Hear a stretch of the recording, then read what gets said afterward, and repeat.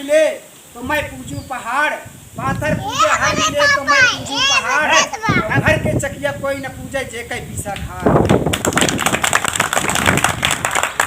और कहा मौके कहाँ ढूंढे रे बंदे, मैं तो तेरे पास में, ना मैं मंदिर ना मैं मस्जिद ना काबे कैलाश में, कहन कबीर सुना भाई संतन सब सांसों की सांस में, सब सांसों की सांस में। और खोजी हो तो तुरते मिली है पर फल की तलाश में। उन्होंने कहा हम कहते हैं कि आप मंदिर मस्जिद क्यों जाते हो, क्या जरूरत है, आप वैष्णो देवी धाम करने जाते हो। हमारे यहाँ के लोग, हमारे यहाँ की महिलाएं जनवरी नाथ बाबा धाम जाते हैं। घर में अगर पिताजी या माताजी पानी मांग रहे हैं एक लोटा, तुमको देने के लिए बहुत संकट होता है, उठ के कैसे। नमो बुद्धाय का क्या मतलब है ये बताऊंगा। नमो बुद्धाय का मतलब है कि हे मानव, तुम अपनी बुद्धि से किसी कार्य को करो, अपने शिक्षा के कसौटी पर तर्क कीजिए। यदि किसी कार्य को करने लायक हो या मानने लायक हो तो मानिएगा, अगर नहीं मानने लायक हो तो मत मानिएगा। साथियों, आज हम लोग अपने हक अधिकार से वंचित हो गए हैं। इसका मेन कारण है साथियों, वो है नशा। हमारे समाज में नशा इतना ज़्यादा है, हमारे समाज के लोग नशा से इतना ग्रसित हो गए हैं, वो अपने हक अधिकार को भूल चुके हैं। इसलिए साथियों, मैं कहूँगा, उनसे निवेदन करूँगा जो नशा करते हैं वो नशा छोड़ दें, क्योंकि नशा ही एक ऐसा कारण है जो हमारे यहाँ के राजाओं महाराजाओं, हमारे यहाँ पुरखों, ये अपने अधिकार से वंचित हो गए, तो वह मेन कारण है वह नशा। यदि ये नशा नहीं करते होते तो अपने हक अधिकार से कभी वंचित नहीं होते। नशा ही मेन कारण है जो हमें अपने हक अधिकार से वंचित होना पड़ा। इसलिए कहता हूँ साथियों कि नशा कर देगा नाश, तरस जाओगे दाने दाने खातिर, कि नशा कर देगा नाश, तरस जाओगे दाने दाने खातिर, हाथ में होगा कटोरा ना होगा कोई बचाने खातिर। साथियों, सिगरेट बियर दारू में मत खोना जोर जवानी को, सिगरेट बियर दारू में मत खोना जोर जवानी को, क्योंकि हम पर बहुत कर्ज है बाबा साहेब के अम्बेडकर की कुर्बानी को। देखिए साथियों, जब यहाँ के हम मूल निवासियों, जब यहाँ नागवंश मौर्य वंश ऐसे अशोक सम्राट के शासनकाल में किसी भी प्रकार का जाति व्यवस्था नहीं थी, तब यहाँ पर हम लोग मिलजुल कर रहा करते थे, एक दूसरे में शादी विवाह किया करते थे। साथियों, आर्यों का आगमन हमारे भारत में जब हुआ, वो सबसे पहले हमारे यहाँ सिंध घाटी सभ्यता पर आक्रमण किए। जब सिंध घाटी सभ्यता पर आक्रमण किए तो हमें बंदी बनाए, हमारे राज्य को छीन लिए। इतना ही नहीं, जब छीनते तो उन्होंने ऐसा किया, कहा कि अब तुम लोग हमें दान दो, दान दो। इसलिए कहा, उन्होंने ऐसा स्वर्ग और नर्क का रास्ता बताया। यदि आप अच्छे कर्म करोगे तो स्वर्ग में जाओगे, अगर बुरे कर्म करोगे साथियों नर्क में जाओगे, ऐसा उन्होंने झांसा दिया हमें। लेकिन स्वर्ग नर्क से जो कुछ है साथियों, वो सिर्फ यहीं पे है, कहीं और नहीं है। हम लोगों की समझने का फेर है बस। उन्होंने कहा हमें दान दो, यदि आप हमें 1 रुपये दान दोगे तो आपको ऊपर जाओगे 10 रुपये दान मिलेगा। ऐसा कोई स्थान उन्होंने नहीं बताया, कहा वहाँ जाओगे तो आपको 10 रुपये। उन्होंने जब हमसे दान लिया, दान में हमारे राजपाट को ले लिया, तो हमारा नाम दानो रख दिए, हमारा नाम दानो रख दियो, हमें हक अधिकार से वंचित कर दिए। वो आज भी हमारे ऊपर आक्रमण कर रहे हैं, आज भी हम पर शासन कर रहे हैं, आज भी हम पर वो राज कर रहे हैं। तो साथियों, इस देश के हम लोग मूल निवासी हैं, 85% हैं, लेकिन आज सरकारी कार्यालय सरकारी दफ्तर में हम 85% हैं।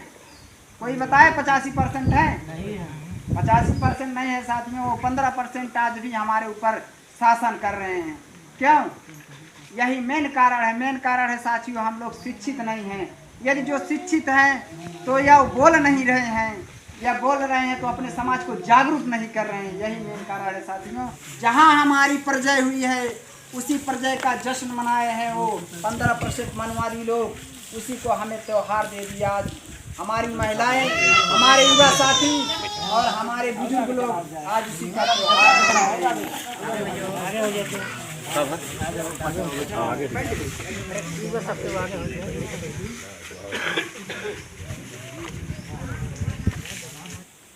तो देखिए, आप लोगों ने एक अभी कल या परसों में एक त्यौहार था जिसका नाम था कृष्ण जन्माष्टमी। तो साथियों हमें एक ही सवाल है, वो सवाल है साथियों, यदि कृष्ण का जन्मदिन पक्का था तो हर साल उनके जन्मदिन का जो तारीख होता है बदलता क्यों है? हम अपने बच्चों का बर्थडे मनाते हैं, यदि उसका 9 तारीख का जन्म हुआ है 9 सितंबर को, तो अगले साल फिर हम 9 सितंबर को ही मनाएंगे। तो कृष्ण जी का जन्माष्टमी हम लोग मनाते हैं तो किसी साल 9 तारीख को पड़ता है तो किसी साल 10 तारीख को पड़ता है, क्यों? 2 दिन रहना रहता। इसके पहले एक था साथियों, नहीं पिछले साल 2 दिन रहा। कृष्ण जन्माष्टमी के बाद इसके पहले था रक्षाबंधन। साथियों हमारे भाई बहन का यह मोहताज नहीं है कि राखी का हमें धागा बांधे तब हम उनकी रक्षा करें।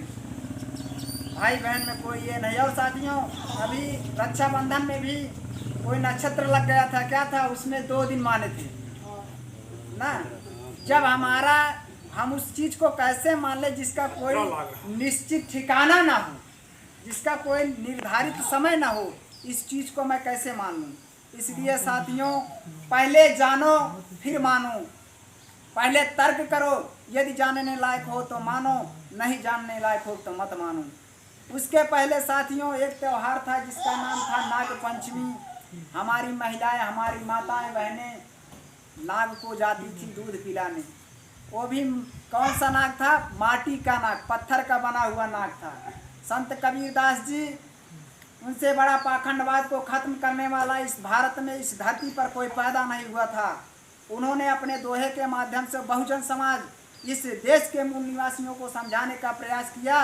उन्होंने लिखा कि माटी का एक नाग बना के पूजें लोग लुगाई, माटी का एक नाग बना के पूजें लोग लुगाई, जिंदा नाग जब घर से निकले लय लाठी धमकाई। हमें वोट से कोई मतलब नहीं मेरे साथियों। आप आज़ाद समाज पार्टी को दो, बसपा को दो, किसी भी को वोट दो। यदि आप शिक्षित हो, समझदार हो तो वोट वहीं दोगे जहां आपका हित होगा। वोट मांगने का काम मैं नहीं कर रहा हूं। हम युवा साथी लोग मिल करके मैंने संकल्प लिया है कि अपने समाज को, जहां जहां हमारा समाज ढोंग पाखंड में फंसा है, मैं उसके घर जा जा करके अपने समाज को ढोंग पाखंड से आज़ाद कराने का संकल्प लिया। ये संकल्प का पावर हमें बड़े भाई चंद्रशेखर आजाद हमें मिला है, उनकी बदौलत। बहन कुमारी मायावती को मैं एक भी शब्द नहीं कहूँगा कि उन्होंने गलत किया। उनका शासनकाल बहुत अच्छा था, मैं तो देखा नहीं था साथियों, मैंने पढ़ा है कि हाँ उनका शासनकाल बहुत अच्छा था। लेकिन आज हमारे बीच उभरते हुए नेता बड़े भाई चंद्रशेखर आजाद जी जो आए हैं, वो हमारे वंचित, जो अधिकार से वंचित हो गए, हमारे समाज के लोगों के लिए जो प्रताड़ित किए जा रहे हैं, उनकी आवाज़ को बुलंद कर रहे हैं। आज हमें जो अधिकार मिला, आज हम यहाँ पर आए हैं तो चंद्रशेखर भाई की बदौलत। चंद्रशेखर भाई ने हमें पावर दिया है कि आप जा सकते हो। आप कभी वोट मत मांगिएगा कि आजाद समाज पार्टी को वोट दीजिएगा। आप अपने समाज को जागरूक कर लो, वोट तो उसको देना ही है, मजबूरी है उसको वोट देना है। भाई वोट तो देवे करेगा, लेकिन कहाँ देना है वो जब जिस दिन वो शिक्षित हो जाएगा तो अपने आप चुन लेगा कि हमें वोट किसको देना है। तो साथियों आर्यों का जब आगमन हुआ, जो उनके शरण में हारी मानकर चला गया, लड़ाई करते करते जो हारी मानकर चला गया, उन्हें शूद्र बना दिए। शूद्रों में उन्हें शूद्र बना दिए, और जो हारी मानकर नहीं गए, उनसे लड़ते रहे, उन्हें अछूत बना दिया। अछूत का मतलब यानी हम और आप लोग। हमें गांव से बाहर रहने को भी मजबूर कर दिया, कच्चे मांस खाने के लिए हमें मजबूर कर दिया। आज हमारा समाज मांस का आदी क्यों हो गया? कहते हैं यार उनके यहाँ प्रोग्राम है, बिना मीट मच्छी का प्रोग्राम चलता नहीं। कारण है भाई, उनको पहले खाने को नहीं मिलता था तो मांस खाने को मजबूरी थी उनके सामने। अगर उनको खाने को मिलता तो मांस खाते, कभी नहीं खाते। खाने को नहीं मिल रहा था इसलिए उनकी मजबूरी थी, वो मांस खाना शुरू कर दिए। आज उनको मांस से लत लग गया, मांस में टेस्ट, जो कि ऐसा करना नहीं चाहिए साथियों। तथागत बुद्ध ने कहा है कि किसी जीवों की हत्या करना ही पाप है, इसी को पाप कहा जाता है। यदि दुनिया में आने से पहले किसी को हम मार कर खा जाते हैं, यही पाप है साथियों, और कोई पाप नहीं है। पहले शुद्धिकरण हुआ करता था महिलाओं को। जब उनकी शादी होती थी हमारे समाज की महिलाओं के, तो अपने पति के यहाँ ना जाकर ब्राह्मणों के यहाँ जाती थी, 3 रात शारीरिक सेवा देना पड़ता था। उन्हें वस्त्र कपड़ा पहनने का अधिकार नहीं था हमारे समाज की महिलाओं को। लेकिन 26 जुलाई 1859 में प्रथम शासक टीपू सुल्तान जब यहाँ का शासक बना, उन्होंने हमारे समाज की महिलाओं को कपड़ा पहनने का अधिकार दिया। उसका एहसान है ना हमारे महिलाओं के ऊपर, उनको मानना चाहिए। हमारी महिलाएं तो राम जी की भक्ति में लीन है, कृष्ण जी की भक्ति में लीन है, उनकी भक्ति कर रहे हैं। उनकी भक्ति में कुछ नहीं होगा साथियों, क्योंकि कि पाखंडवाद को खत्म करने वाले, मैंने बताया आप लोगों को, संत कबीरदास से बड़ा कोई नहीं कहा कि पाथर पूजे हर मिले तो मैं पूजू पहाड़, पाथर पूजे हर मिले तो मैं पूजू पहाड़, घर के चकिया कोई न पूजे जे कई पीसा खाड़।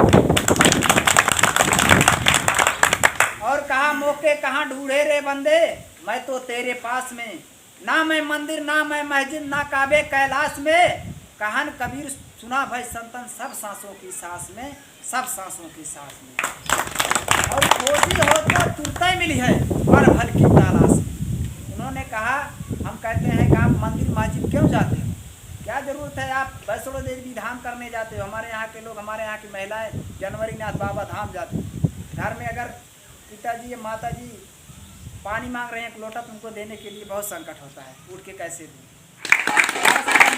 अधिकार दिया है, वो अधिकार आज हम लोगों से छीन जा रहा है साथियों। उसी अधिकार के लिए वो बाबा साहेब के बताए हुए, बाबा साहेब के बनाए हुए संविधान को आज हम लोगों को बचाना होगा। यदि संविधान खत्म हो गया तो समझ लेना हम लोग फिर से उसी दुनिया में जाएंगे जैसे पहले हम गुलाम रहा करते थे। जब भारत का संविधान लागू नहीं था साथियों, मनुस्मृति चलती थी। सभी लोग लगभग जानते होंगे, मनुस्मृति के अनुसार चला करता था हमारा देश। मनुस्मृति में लिखा था कि यदि शूद्र किसी अच्छी चीज को बोल दे तो उसकी जुबान को काट लिया जाता था। यदि शूद्र किसी अच्छी चीज को सुन लेता था तो उसके कान में शीशा पिघला कर डाल दिया जाता था मेरे साथ में। यदि शूद्र किसी अच्छी चीज को कह देता था उसकी जुबान को काट लिया जाता था। ऐसी ऐसी प्रथा थी साथियों। इससे भी बड़ा हमारे महिलाओं को सती प्रथा थी। सती प्रथा का मतलब था कि पति मर जाने के बाद महिलाओं को जिंदा जलना पड़ता था चिता पे। बाबा साहब अम्बेडकर ने संविधान में सबको बराबर का हक दे दिया। तो आज हम जिंदा हैं तो संविधान से, अगर हम शिक्षित हैं तो संविधान से, अगर आपस में हम लोग प्रेम प्यार भाईचारा बना है तो संविधान से साथियों। इसलिए कहता हूं कि जाग उठो साथियों, अब माहौल बनाना है। जाग उठो साथियों, अब माहौल बनाना है। बाबा साहेब के लिखे हुए संविधान को मिलकर आज बचाना है,